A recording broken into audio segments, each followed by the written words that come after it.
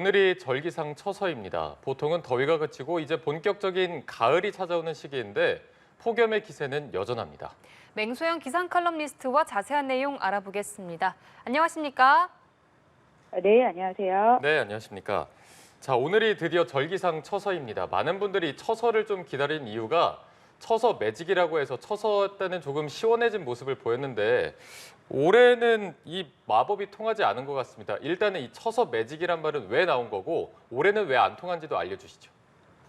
그러니까 절기라고 하는 것은 태양이 이제 지구가 태양 주변을 돌면서 이제 24개의 점으로 나눠서 보름 간격으로 나눠지는 과거에 어떻게 보면은 이런 현대 기상과학이 발달하기 이전에 조상들이 계속해서 오랫동안 지켜봤던 그런 날씨에 대한 그 통계적인 것에 대해서 나온 건데, 사실 기준 자체가 우리나라보다는 중국 화북지방에 위치한 지역을 기준으로 하기 때문에 절기가 맞아떨어질 때도 있고 맞아떨어지지 않을 때도 있기는 하거든요. 그런데 실제 우리나라의 기온 분포의 과거의 수치적인 데이터를 보면 광복절이 지나고 난 다음부터는 기온이 상승세를 보이다가 이제 다시 내려가면서 보통은 가을이 오기 마련입니다. 그래서 실제 서울의 낮 최고 기온을 보더라도 과거 30년 값이라고 하면 1991년부터 2020년까지의 30년 동안의 평균을 보면 한 8월 15일까지는 30도 선을 오르락 내리락 하다가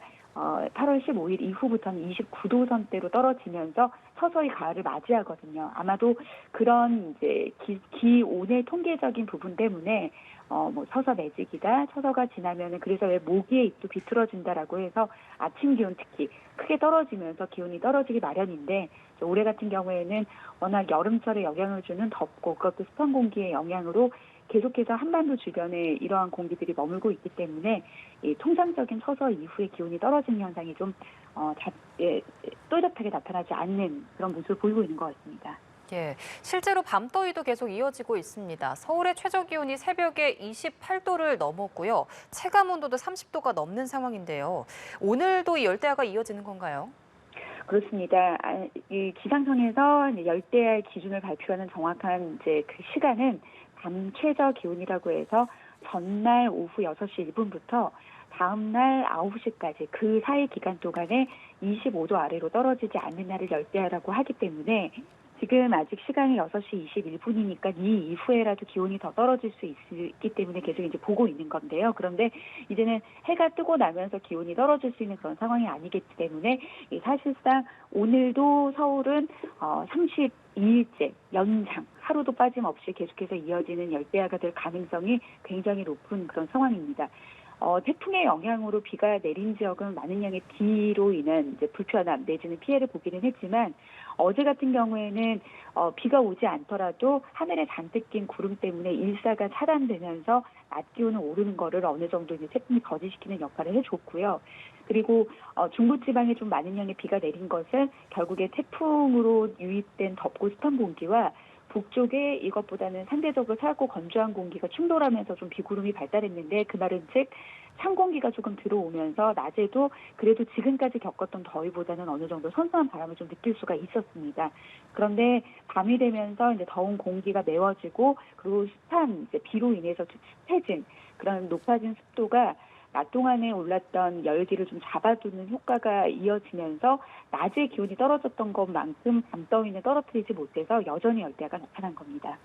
네, 저희 입장에서 이제 열대야가 드디어 끝났다라는 소식을 좀 전해드리고 싶은데 언제쯤 이런 좀 소식을 전해줄 수 있을까요?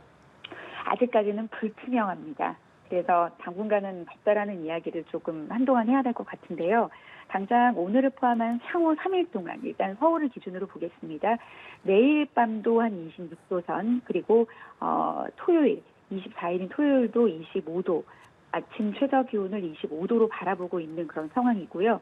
그리고 향후 이제 열흘 동안의 날씨, 돌아오는 날씨라고 하면은 9월 1일이 되겠네요. 9월 1일까지도 계속해서 25도, 6도를 바라보고 있는 예보가 나와 있기 때문에 이제는 8월 말이 아니라 9월, 달력 한상 들으면 통상적인 이제 9월부터는 가을이라고 하는데 가을을 맞이해서도 밤더위가 식지 않는 그런 상황이 계속 이어질 것으로 보입니다.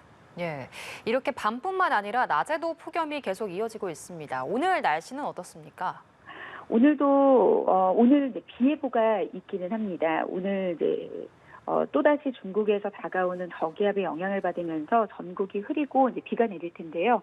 특히 이제 많은 분들이 출근하는 오전 이제 지금 시간부터 오전 9시까지는 그래도 비가 내리는 지역보다는 오지 않는 지역이 훨씬 더 많습니다. 잠시 오전까지는 소강 상태, 빗줄기가 좀 줄어들고 내리지 않는 그런 상황에 접어들겠지만 오전 9시 이후부터는 많은 지역에서 비가 내립니다. 오늘부터 내일 아침까지 일부 지역은 내일 아침까지도 비가 좀 이어질 텐데요. 일단 이제 중부지방을 중심으로는 5에서 많게는 60mm, 특히 경기 북부, 지금도 경기 북부 지역, 휴전선 부근 지역으로는 좀 세찬비가 내리고 있는 곳도 있습니다.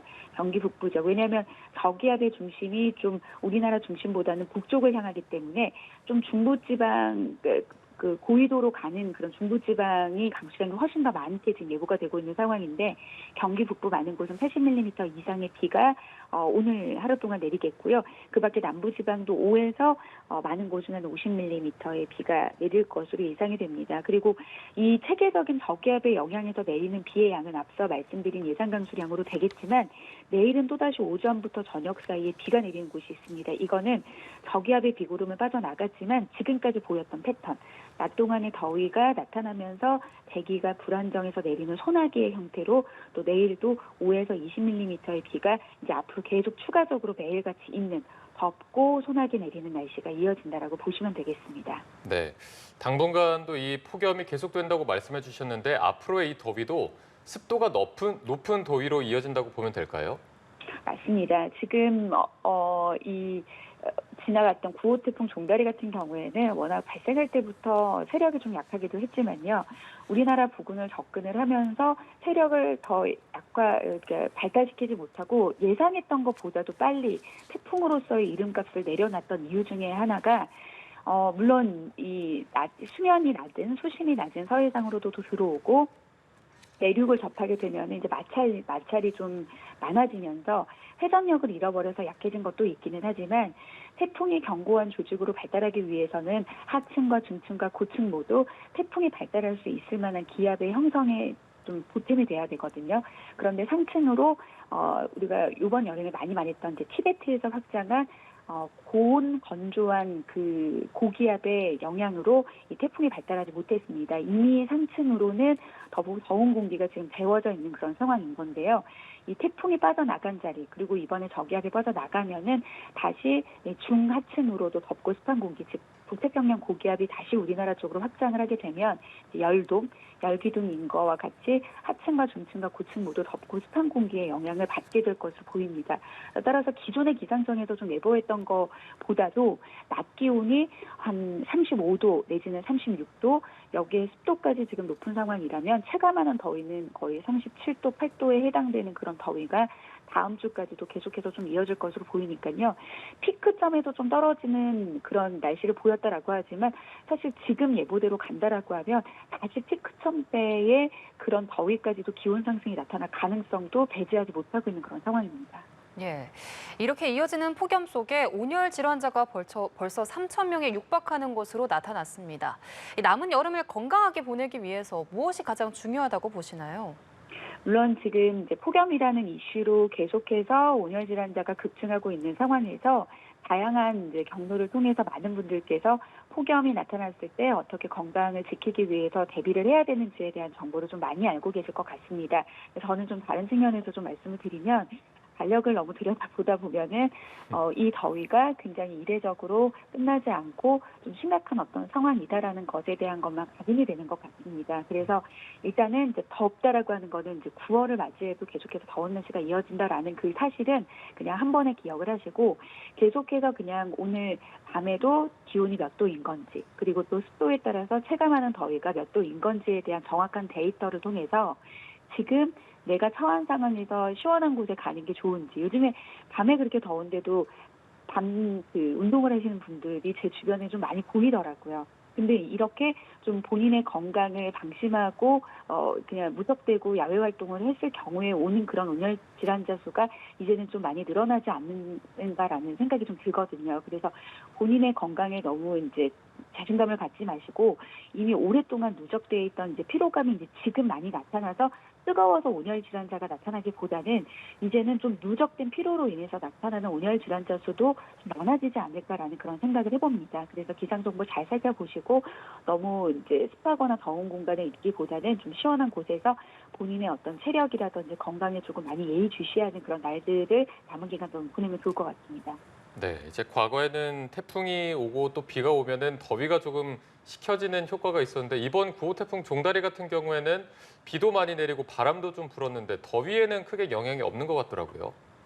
맞습니다. 이 태풍이라고 하는 것은 역할 자체가 저위도에서 태양으로부터 받은 이제 뜨거운 열기로 인해서 형성된 고온 다습한 공기를 고위도로 수송해주는 역할을 하는 겁니다. 그래서 이 종다리의 역할만을 봤을 때는 굉장히 그 역할을 충실하게 하고 소멸되는 그런 태풍이거든요. 그런데 워낙 그 태풍이라고 하는 것은 저위도부터 먼 거리를 그 고수온 해역을 지나면서 오기 때문에 굉장히 강하게 발달된 상태로 많은 에너지를 품고 옵니다. 그래서 과거에 일본 나가사키 원폭의 10,000개 정도가 태풍 한 개에 견줄 수 있을 만한 에너지가 있기 때문에 우리에게는 굉장히 전 지구상의 기상현상 중에 꼭 있어야 되면서도 우리에게 좀 위협적인 그런 기상 재해를 낳는 가장 좀 무서운 그런 자연현상 중에 하나인 건데요. 이런 어떤 태풍의 본연의 충실한 역할 때문에 당연히 덥고 습한 공기를 가져오기 마련인 겁니다. 그래서 이게 굉장히 뭐 더위만을 가져다 준 이례적인 태풍이라고 보기는 굉장히 힘든 그런 상황인 거고요. 한편으로는 더위를 더 부추기는 그런 역할을 하긴 했지만 그래도 태풍인데도 비 피해가 일반적인 여름철에 나타날 수 있는 저기압 형태 골 안에서의 피해를 낳아줬다라는 그런 다행인 점을 좀 생각해 보면 좀 더 맞지 않을까 싶습니다. 예, 말씀해주신 대로 태풍이 더위를 해소하기는커녕 더위를 오히려 몰고 오는 이례적인 현상을 보이고 있는데요. 태풍 경로도 보통처럼 북동쪽으로 휘지 않고 똑바로 북진하는 태풍들이 나타나고 있다고 하더라고요. 이것도 뭐 그렇게 이례적이라고 볼 수는 없습니다. 태풍의 경로는 보통은 이제 북태평양 고기압의 가장자리, 더 쉽게 말해서는 덥고 습한 공기 벙어리의 가장자리가 어디에 위치해 있느냐에 따라서 물론 다른 태풍의 진로를 결정하는 거는 여러 가지 요소들이 있지만 그래도 그 북태평양 고기압의 가장자리가 어디 있냐에 따라서 태풍의 경로를 좀 예측하는 데 좀 우선적인 그런 순위를 좀 두기도 하는데요. 이번에 동쪽으로 잠시 물러났던 북태평양 고기압의 중심이 다시 우리나라로 확장하는 그 과정에서 태풍의 진로가 우리나라 서해안 쪽으로 좀 됐다라고 보시면 되고 그리고 보통은 이제 여름이 찾아오기 이전 같은 경우에 발생하는 태풍들은 뭐 중국 내륙을 향하는 경우가 있고요. 그리고 한참 장마가 지나고 우리나라 더위를 몰고 오는 북태평양 고기압이 우리나라를 가득 메우고 있을 때는 그 고기압 가장자리를 주변을 크게 돈다라고 하면은 이제 중국 산동반도부터 시작해가지고 우리나라를 크게 포물선을 그려서 지나가는 태풍이 생길 수도 있는 거고요. 그리고 이번처럼 서해상으로 북진하는 태풍도 나타나기도 하고 그리고 9월 이후부터는 이제 북태평양 고기압이 일본 남쪽을 물러나는 과정에서 우리나라 쪽으로 그 가장자리가 위치하면서 뭐 대한해협이라든지 우리나라 내륙을 관통하는 태풍이 나타나는 거는 그냥 통상적인 계절상의 북태평양 고기압의 일반적인 위치에 따라서 나타나기 때문에 이번에 뭐 서해상으로 직진했다라고 하는 것은 크게 뭐 이례적이기 때문에 우리가 굉장히 특이한 어떤 현상으로 보지는 않아도 될 것 같습니다. 네. 자, 일단은 9호 태풍은 소멸이 됐지만 10호 태풍 발생 가능성도 지금 조심스럽게 나오고 있는 것 같습니다. 괌 북서쪽 200여 킬로미터 해상에 위치한 그 20호 열대저압부가 이 태풍 산산으로 발생할 가능성도 있다고요. 이미 발생을 했습니다. 원래 예정대로라고 하면은 오늘 한 오전 내지는 오후 정도에 앞서 말씀드린 것처럼 중심에서의 최대 풍속이 17m 이상, 초속 17m 이상부터를 우리가 태풍이라는 이름을 붙여주고요. 근데 종다리 같은 경우에도 종다리라는 이름을 붙여주기 이전에는 중심에서의 최대 풍속이 태풍의 기준치인 그 값에 미치지 못했기 때문에 19번째 발생한 열대 저압부가 됐는데요. 20번째 발생한 그런 열대 저압부가 괌 부근에서 괌 북쪽 해상에서 발생을 했었습니다. 그런데 오늘 새벽 3시에 이제 태풍으로 이제 이름표가 붙여졌습니다. 네. 중심의 최대 풍속이 이제 17m 정도가 된 거고요. 거의 북진 서쪽으로 살짝 휜 상태에서 북진하는 그런 형태로 현재로서는 태풍의 이동 경로가 나오고 있습니다. 그래서 지금 이제 괌 부근 해상 앞서 말씀드린 것처럼 지금 우리나라를 중심으로 남쪽에 위치한 북서태평양의 해수면 온도가 굉장히 지금 높은 상황입니다. 그 말은 즉 이 태풍이 이 일본 남쪽 해상으로 올라오는 그 과정에서 고수온해온을 해역을 지나기 때문에 종다리와는 다르게 굉장히 강하게 발달을 하거든요. 그래서 현재로서 나온 예보로 8월 27일 새벽 3시에는 중심에서의 최대 풍속이 35m까지 발달을 합니다. 지금보다 2배 이상 강도가 세지기 때문에 태풍의 등급은 강한 태풍이 되고요. 현재로서는 동쪽으로 방향을 트는 것보다는 북진하면서 서쪽으로 트는 그런 이제 경향으로 나타나는 이동 경로도 보이고 있습니다. 아직까지는 이동 경로 이 모습대로 계속 온다라고 하는 것은 굉장히 예측하기 좀 어려운 그런 상황인 거고요. 왜냐하면 작년 같은 경우에도 파문 같은 경우에도 기존에 이런 태풍은 보지 못했다라고 많은 예보관님들이 말할 정도로 이동 경로가 굉장히 정직성이 많아지고 있는 그런 상황입니다. 그런데 이제 중요한 것은 다음 주 27일이라고 하면은 뭐 다음 주 화요일 정도가 되겠죠. 그러니까 다음 주 초반에는 이 태풍의 영향으로 날씨의 변수가 굉장히 많기 때문에 좀 날씨 상황을 계속해서 좀 지켜봐야 되는 그런 이슈가 생겼기 때문에 기상 정보 잘 들여다보셔야 될 것 같습니다. 예, 알겠습니다. 지금까지 맹수영 기상 칼럼니스트와 폭염과 태풍 관련 내용 들어봤습니다. 고맙습니다. 고맙습니다. 네, 고맙습니다.